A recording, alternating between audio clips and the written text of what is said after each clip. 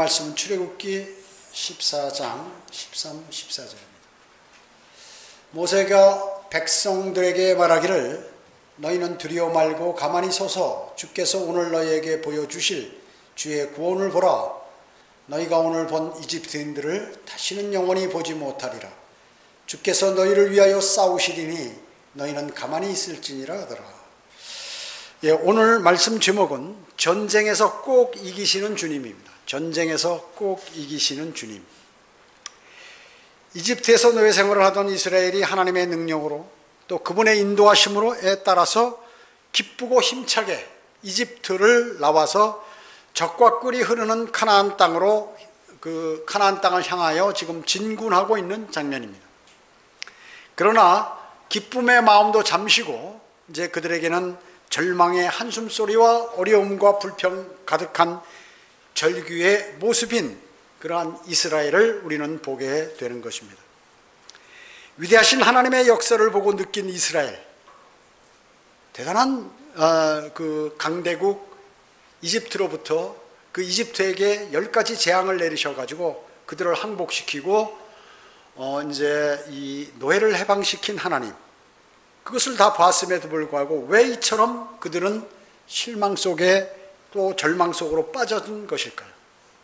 전지전능하신 하나님, 또 전쟁에 능하신 하나님을 신뢰하지 못하고 불평불만하면서 왜 이런 전체의 분위기가 이렇게 돼버렸을까요?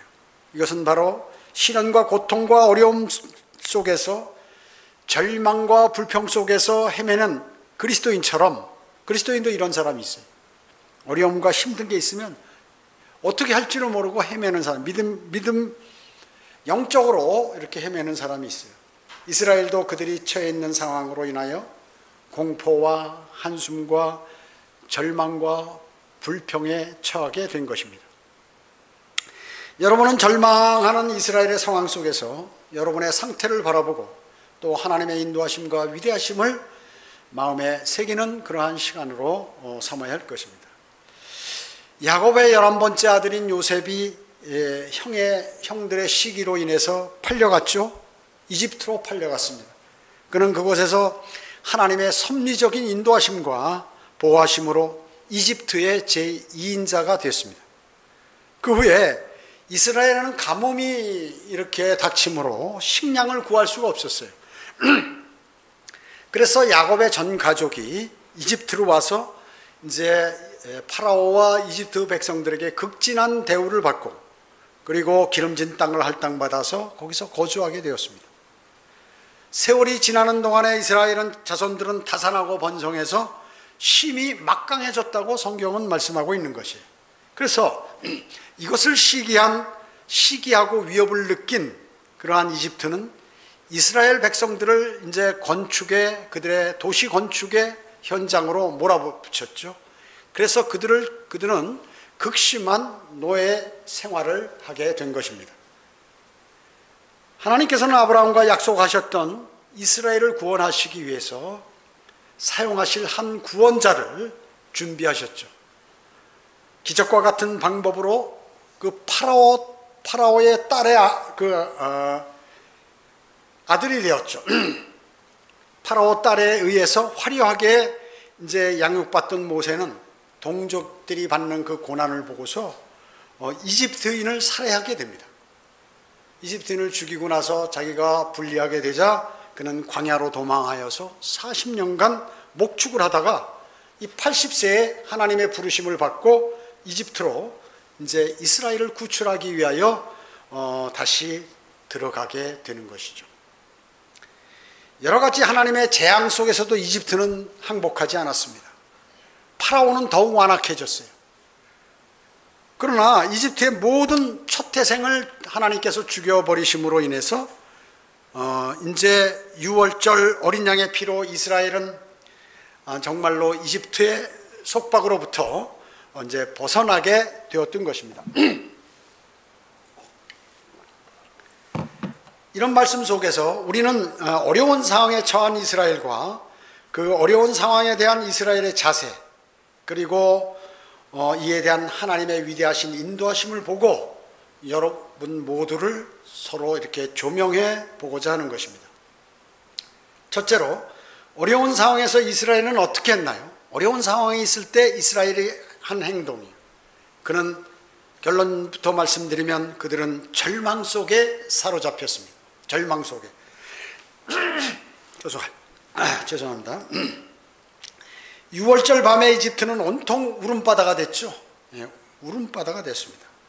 장자를 잃은 파라오와 모든 이집트 백성들은 들의 울음바다였습니다. 장자를 잃은 그 파라오와 이집트 백성의 울음소리를 들으면서, 뒤로 들으면서 하나님의 인도하심에 따라 이집트를 이제 벗어나면서 아주 힘찬 진군을 하게 된 이스라엘은 반대로 어떻습니까? 사기충천했습니다. 그러나 이러한 기쁨도 잠시, 그 앞에는 무엇이 있냐면 넘실거리는 홍해의 파도가 그들을 기다리고 있었습니다. 그뿐만 아니에요. 그 뒤를 향하여 뒤쫓아오는 파라오와 그의 군사들이 이제 그 사이에서, 홍해와 파라오 군사 그 사이에서 절망 가운데 빠져버리게 되었던 것입니다. 파라오는 추격하면서 출애굽기 15장 9절에서 뭐라고 했냐면, 내가 추격하리라, 내가 따라잡으리라, 내가 탈취물을 나누리라, 내 욕심을 그들 위에 채우리라, 내가 칼을 빼어 내 손으로 그들을 멸하리라. 이렇게 하면서 지금 파라오가 자기 부하들과 함께 추격하고 있는 것입니다. 구원받은 그리스도인을 마귀가 공격하여서, 사람이 구원받으면 말이죠, 마귀가 즉시로 그 사람에게 달라붙는 것이에요. 그래가지고 자신이 구원받은 사실을 알지 못하도록, 또 믿지 못하도록 그렇게 만드는 것이에요. 그뿐만 아니라 그 사람이 진리대로 살지 못하도록 공격하는 것을 여러분은 많이 보아왔을 것입니다. 파라오는 뭐예요? 적그리스도의 예표죠. 즉 마귀의 예표입니다. 사탄의 예표예요. 마귀의 예표. 이집트는 뭐죠? 이집트는 세상의 예표입니다.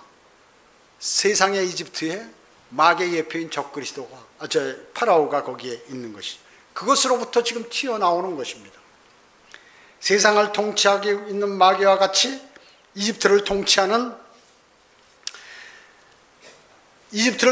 있는 파라오가 노예였던 이스라엘을 다시 자기 소유로 만들기 위해서 이스라엘을 지금 추격하는 것이죠. 이것은 마치 마귀의 가족이었던 그 사람, 구원받은 그리스도인, 그 사람을 이제 마귀가 쉽게 포기하지 않고 계속 공격하면서 분노하면서 괴롭히는 것과 마찬가지. 여러분 주변에 그것을 많이 봤어요. 영적으로 그것을 알아야 돼요. 구원받으면 모든 것이 다 해결되는 것이 아닙니다. 진리의 지식에 이르러 진리로 무장하지 못하면, 즉 믿음이, 확고한 믿음이 없으면 어떻게 되나요? 더 어려운 생활을 하게 되는 것입니다. 주님을 영접하고 나서. 마귀는 그 사람이 주님을 영접하고 구원받으면 즉시로 공격한다고 그랬죠. 그뿐만 아니에요. 그 사람이 이제 그것을 이기고 이제 능히 주님하고 교제도 하고 성경의 진리도 알고 그러면서 너무나 기뻐서 나는 이제 진리대로 살겠다고 다시 결심을 합니다. 그러면 마귀는 더욱더 강한 공격을 가하게 되는 것입니다. 그것을 아셔요. 이거를 모름으로 수많은 그리스도인이 쓰러지는 것입니다. 주님께서 여러분에게 가까이 다가갈수록 마귀는 여러분에게 더욱더 근접한다는 사실을 꼭 기억해야 합니다. 꼭 기억해야 합니다. 그러기에 진정으로 구원받은 그리스도인은 마귀가 갖다 주는 그러한 유혹과 시험과 어려움들을 진리로 대적하는 것입니다. 그리고 주님과의 교제를 통하여 승리할 수 있어야 돼요. 그거 못하면은 믿음 생활을 하지 못하는 것입니다. 그리고 불편해요, 믿음 생활이요. 이스라엘은 공격해오는 파라오의 군대를 보고 떨면서 불안해했죠. 위대하신 하나님의 역사를 직접 느끼고 같이 거기서 체험했음에도 불구하고 주변에 일어나는 어려운 상황 속에서 그 환경을 보고 벌벌 떨고 있는 것이에요. 낙담했던 것입니다. 그들은 오히려 무서워서 부들부들 떨며 이제는 어떻게 할지를 몰랐던 것이에요. 어떻습니까? 많은 그리스도인이 믿음이 성장하기도 전에, 주님의 쓰임을 받기도 전에 복음 한 번 전하고 전도지 한 장 나눠주기도 전에 그냥 생활 속에 묻혀버리고 쓰러져 버리는 경우를 우리는 너무나 많이 보아옵니다. 그 쓰러지는 이유는 하나님께서 자녀를 고아와 같이 버려두시지 않고 불꽃 같은 눈동자로 지키고 계신다는 그 사실을 잃어버렸기 때문에 그랬어요. 그것을 믿지 않았기 때문에 그런 것이에요. 또 그뿐만 아니라 물질적으로 어려워서 떠나기도 하고 가정의 어려운 문제들로 쓰러지기도 합니다. 그리고 건강 문제로 또 잘못된 친구로 인해서 떨어져 나가기도 하고 성도 간의 관계 속에서도 실망하고 시험을 받아 그리스도인의 삶에서 멀어지기도 하는 것이에요. 그냥 교회는 출석하는데 여러 가지 실망적인 일들을 보고 열정이 사라져버리고 그냥 그런 대로 그냥 교회 출석만 하는 것입니다.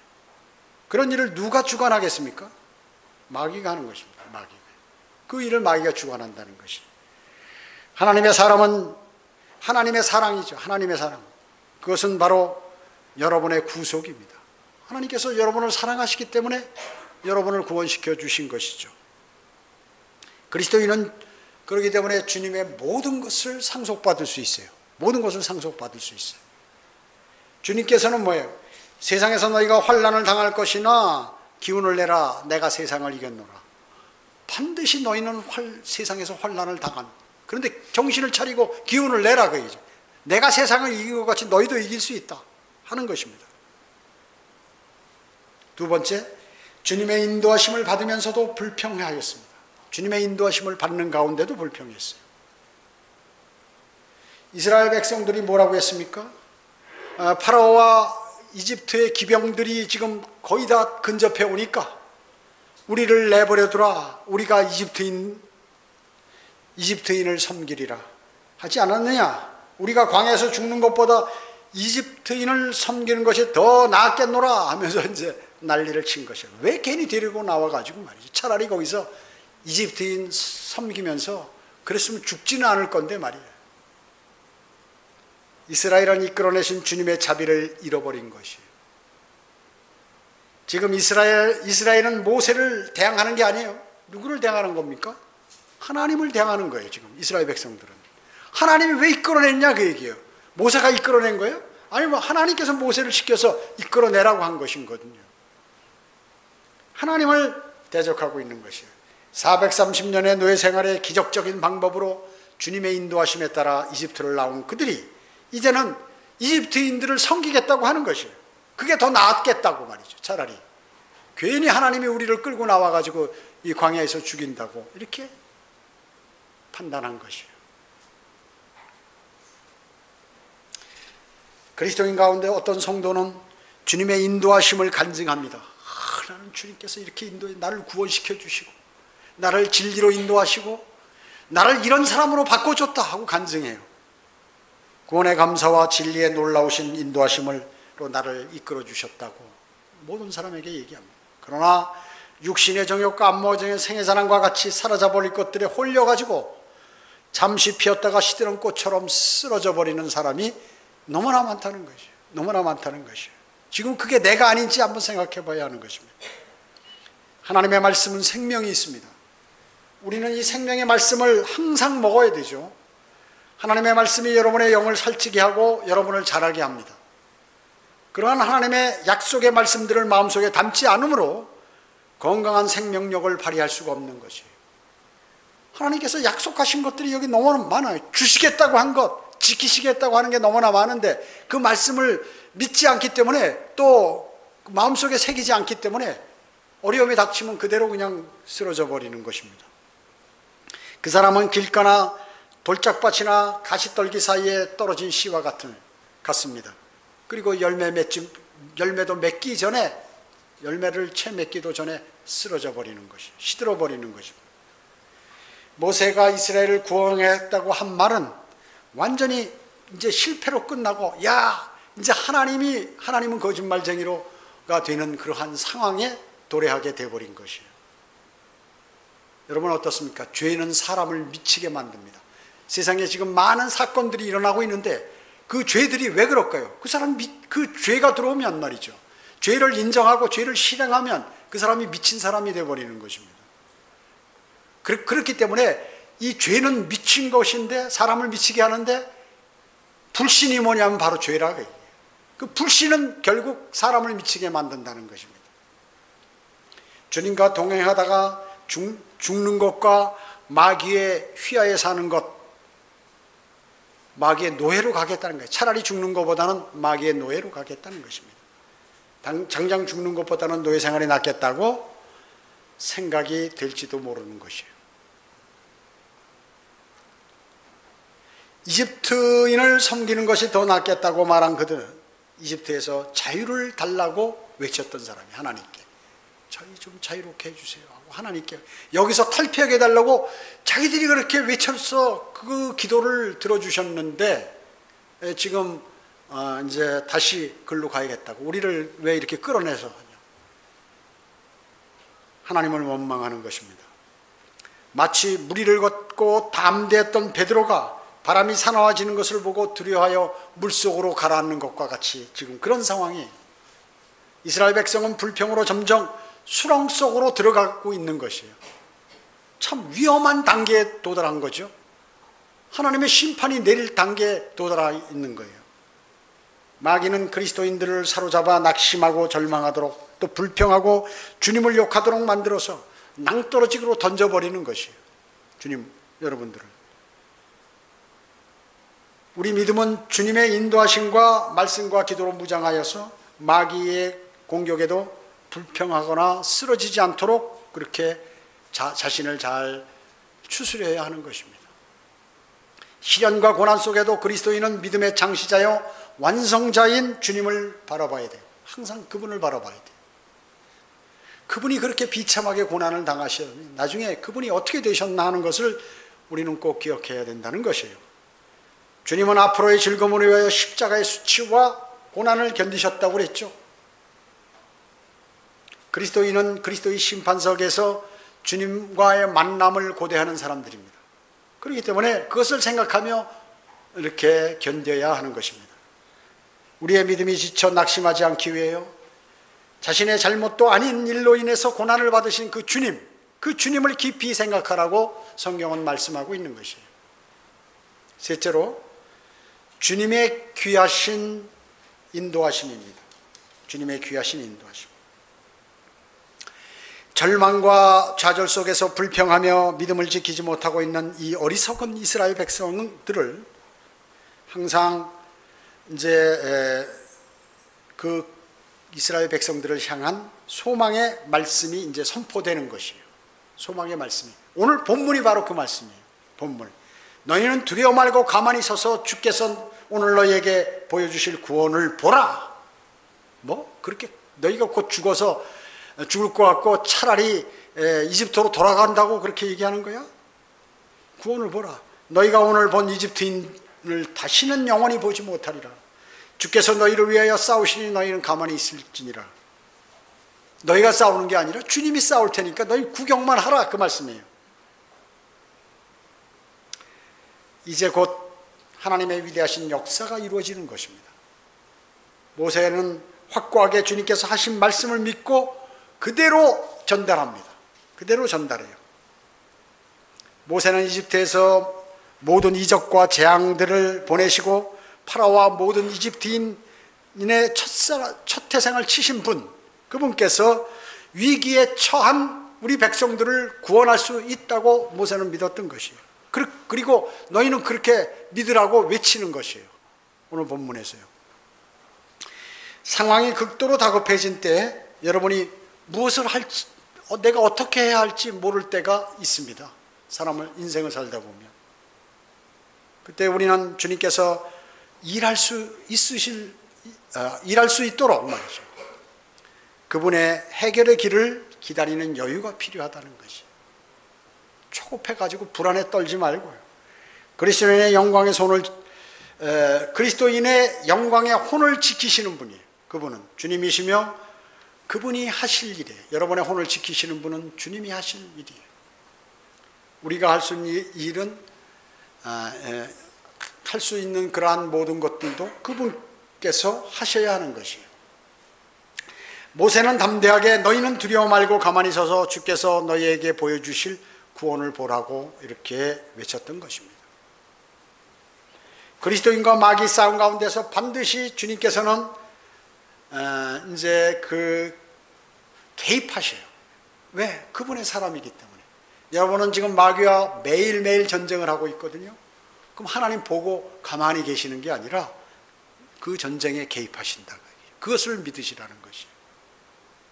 그래서 여러분은 가만히 서서 그분이 하시는 것을 보시는 것이에요. 여러분이 직접 마귀가 싸우겠다고 나서서는 안 됩니다. 그것은 패배로 이어지기 때문에 그렇습니다. 진정으로 모든 어려움에서 구원해 주실 분은 전지전능하신 주님뿐이에요. 주님뿐이에요. 여러분의 고난과 시련의 절규를 절대로 그분은 외면하지 않으세요. 여러분이 주님과의 관계가 잘 이루어지고 있고 지금 주님을 온전히 신뢰하고 그리고 자기에게 어려움이 있지만 두 갈림길에 놓였을 때 주님을 선택했다면 여러분들은 반드시 주님의 여러분의 절규를 주님께서 외면하지 않으신다는 것이에요. 우리는 주님께서 우리를 도우실 수 있도록 그 자리를 비워드려야 합니다. 내가 그 자리에 앉으면 주님은 앉으실 자리가 없어요. 마귀는 하나님 다음으로 막강한 힘이 있죠. 그렇기 때문에 그 마귀를 이기실 분은 주님밖에 없습니다. 항상 이스라엘 백성 앞에서는 하나님께서 함께 하시며 모든 전쟁을 그분께서 대신 싸워주시고 이스라엘 백성들은 그분의 말씀에 순종하고 그분의 뒤를 쫓아갔을 뿐인데 어떻게 이스라엘은 늘 승리했습니다. 그럴 때마다 자기들이 한다고 할 때는 늘 패배했어요. 그러나 주님께서 하신 말씀 그대로를 따라서 행하면 그대로 승리를 했습니다. 주님께서는 주님은 말이죠. 자신의 이름에 수치를 당하는 거 제일 싫어하세요. 그렇기 때문에 주님은 자신의 이름에 수치 당하실 일이 없습니다. 그렇기 때문에 주님이 도와주신다 하면 그 도와주신다는 그 말씀이 실패할 일이 없다 그 얘기예요. 모든 실제적인 전쟁과 영적 전쟁은 하나님께서 주관하십니다. 세상의 전쟁도 그렇고 영적인 전쟁도 그렇고 하나님께서 주관하시는 것이에요. 정말로 위대한 역사가 불평하는 이스라엘 앞에 이루어지는 것을 이제 목격하게 되는 것이죠. 주님께서는 홍해를 가르시고 마른 바닥으로 이스라엘을 인도하시는 것이에요. 참 이런 일이 일어날 수 있을까요?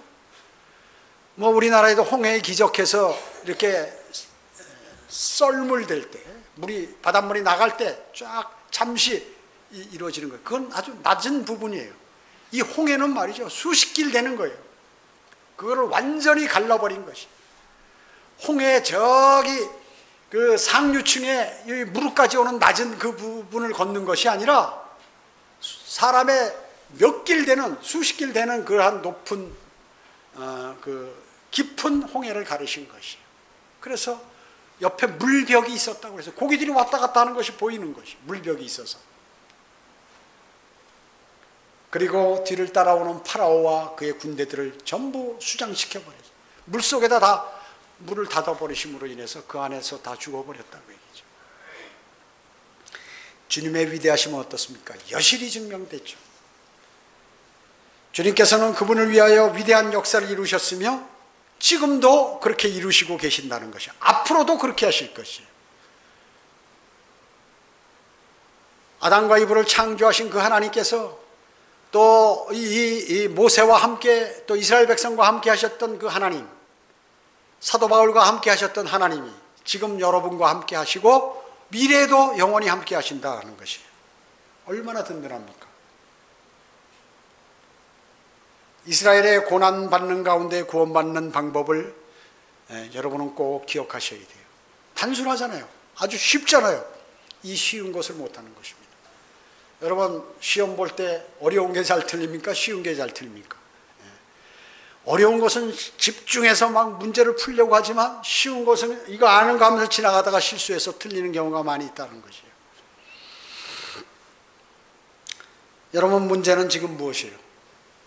절망이 커질수록 그분께서 일하실 수 있도록 자리를 내드려야 돼요. 주님의 일을 뺏어서 여러분들이 고민하고 해서는 안 된다는 것이에요. 주님께서는 지금 여러분의 믿음을 시험하고 계십니다. 여러분의 믿음을 시험하고 계세요. 극심한 절망과 어려움 속에서도 주님을 의지하고 간구드려서 주님의 도우심을 얼마나 바라고 또 서서 기다리는지를 그분께서 보시는 것이에요. 여러분은 모든 환난에서 구원하실 수 있는 주님만을 신뢰함으로 그분으로부터 오는 승리를 여러분이 받으셔가지고 주님을 찬양하며 주님께 영광 돌리는 삶을 모두가 사셔야 할 것입니다. 기도드립니다. 전지전능하시고 자비로우신 아버지 하나님, 감사를 드립니다. 어찌 하나님의 백성인 이스라엘 백성들은 이처럼 어려울 때면 그냥 불평불만하고 절규하고, 또 하나님께서 은혜를 주시면 사기 등등해서 가다가도 어려움이 당하면 이와 같이 주님을 배반하고 반역하는 이 일들이 벌어지는지, 이 일들은 바로 우리와 너무나 유사합니다. 그러니 저희도 이제 이 말씀을 교훈 삼아 어려움과 시련과 고통 그리고 곤란함이 다가올 때마다 오직 주님을 신뢰하고 주님께 간구드려 주님이 전쟁하셔서 그 전쟁에 개입하셔서 승리할 수 있도록 이렇게 길을 내드리기를 저희는 원하는 것입니다. 오늘 이 시간에 하나님의 말씀을 들은 모든 형제자매들, 이제 그 어려움을 주님과의 상의를 통하여 모두 극복하는, 또 그러한 시련과 어려움과 고통과 고난을 극복함으로 그것이 바로 그리스도의 심판석에서 멸관과 대치되어 주님께 기쁨을 안겨드리고 우리 모두도 기뻐하는 아름다운 그리스도인의 삶으로 저희를 인도해 주시기 원합니다. 오후 예배와 교제 시간 모두를 주님께 간구드리며 다시 오셔서 저희를 데려가실 주 예수 그리스도의 이름으로 기도드립니다. 아멘.